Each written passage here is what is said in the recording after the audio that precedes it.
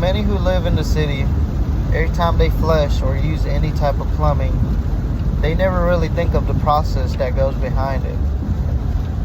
But for those who are strong enough to know, they appreciate the work that has been done towards it.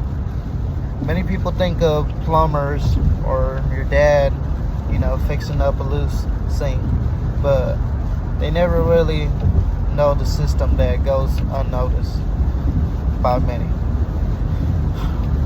What is that system I'm talking about? I'm talking about wastewater treatment plants. It's a bigger system than what many people may think of. It is where many people from the city that use city water, that's where their disposal ends up at.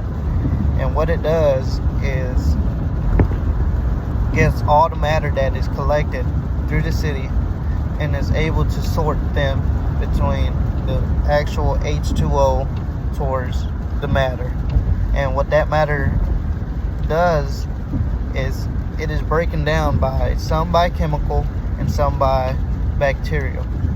And what the bacterial does, it is able to break down each matter into what is known as sludge. What this sludge ends up becoming is fertilizer. And don't worry, y'all, not many of what y'all consume is what is used from this fertilizer. This fertilizer ends up going to non-consumable plants. So if you could think of flowers or trees, any type of those plants, bushes, any of that, go straight to that. It doesn't really go to,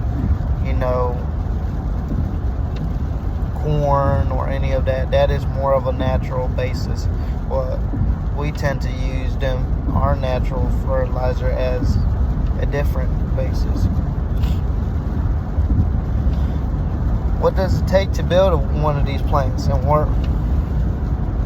One of these plants tends to take all the type of engineers you can think of, from electrical, mechanical, civil, architectural.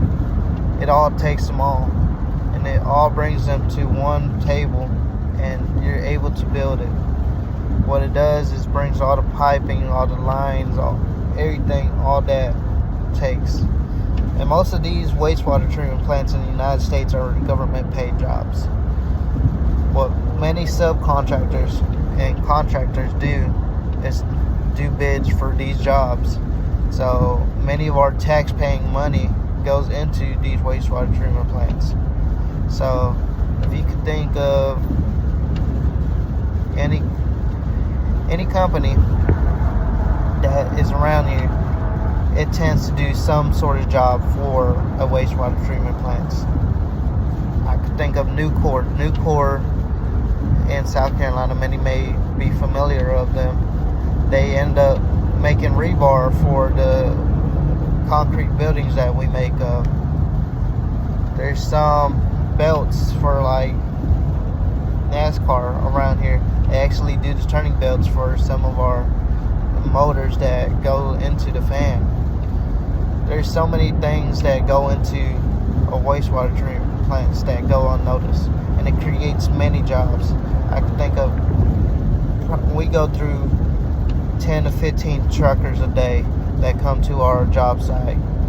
We have many more people from form carpentry, rebar, concrete pouring, pipe layers.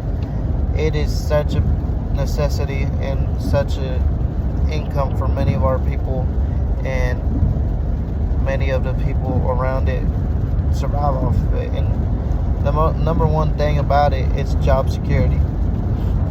And many of these wastewater treatment plants go unnoticed because they're built outside of city limits or within borders of it, and many of them are unsmelled because nowadays we have invented recently odor control systems.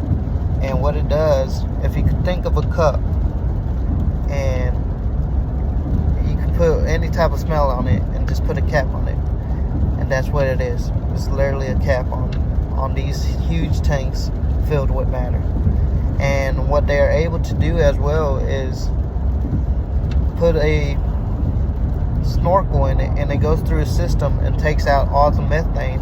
And methane is the reason why the matter stinks. So anyway, if you think of every time you fart, what your fart technically stinks of is methane. So that's a fun fact you may not know of. And that's I mean, I can't follow anything up after that. But wastewater treatment plants is more important, from the jobs that it provides to the hygienes that we have from it. And it's not a clean job, but it gets the world turning, and it is more important than you may think of. So every time you flush that toilet, just think of the hard work that has been put behind it. Thank you.